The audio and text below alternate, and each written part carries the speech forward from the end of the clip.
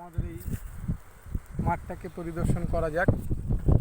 সবাই আসুন, সবাই মিলে আমাদের এই মাঠের আনন্দ উপভোগ করুন।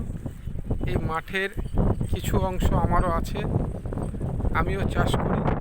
কিছুদিন আগে ধান কাটা হয়েছে, ধান কেটে বাড়িতে ফসল তুলেছি, তার থেকে চাল তৈরি করে আমরা সেটা জীবন ধারণ করি। এবং এই মাঠে আবার কিছুদিন পরে সর্ষে লাগানো হবে, নানা রকম সবজি চাষ হবে, ভেন্ডি, লঙ্কা, ফুলকপি, বাঁধাকপি, পেঁয়াজ, এইসব খেয়েই আমরা জীবন ধারণ করি। এই মাঠের উপরে খেয়ে আমরা বেঁচে আছি। এই মাঠ আমাদের মা, আমাদের মাতৃভূমি। এই মাঠকে আমরা খুব ভালোবাসি।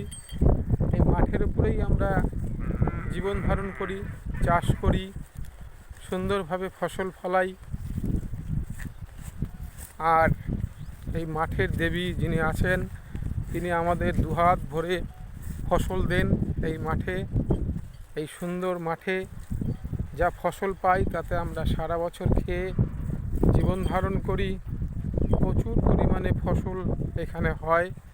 এই সামনেই দেখতে পাচ্ছেন একটা উঁচু জায়গা, সামনে একটা পুকুর আছে। এই পুকুরটায় মাছ চাষ হয়। এবং এই মাঠেই দেখুন আরও দেখা যাচ্ছে ছোট্ট ছোট্ট ছাগল চড়ছে। এই ছাগলরাও এই মাঠে খেয়ে জীবন ধারণ করে। সামনেই আমাদের সাবমার্সিবলের শ্যালোঘর, এখান থেকে আমাদের জল সরবরাহ করা হয়। এই জল দিয়ে আমরা চাষাবাদ করি। সামনের যে জমিটা দেখছেন, এই জমিটা আমার 2-3 বিঘে জমি আছে। 2-3 বিঘে জমিতে আমি ফসল ফলাই। আমি বৃতিসুন্দর মণ্ডল।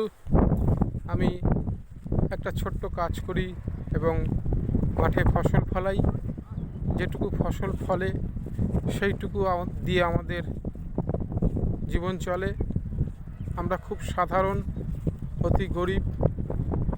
আমরা মন দিয়ে এই মাঠকে মা রূপে চাষ করি। মাঠও আমাদের বিপরীতভাবে আমাদের পেট ভরানোর জন্য অনেক কিছু দেয়।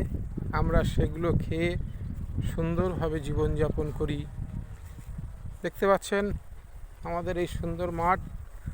আসুন আরও পরিদর্শন করি। দেখুন সাবমার্সিবল দেখা যাচ্ছে, এখন বর্তমানে বন্ধ আছে। এই সাবমার্সিবলের মুখ আমরা চারিদিকে ঘুরিয়ে জমিতে জল দিই, ফসল ফলাই, জীবন ধারণ করি। আপনারা আসুন, আমাদের এই মাঠের পরিবেশ দেখুন, সুন্দর আবহাওয়ায় আপনারাও গা মিলিয়ে দিন, স্রোত মিলিয়ে দিন, দেখবেন ভালো লাগবে। আমাদের এই পরিবেশ খুবই মনোরম পরিবেশ, সুন্দর পরিবেশ। সবাই ভালো থাকুন, সুস্থ থাকুন। জয় গুরু।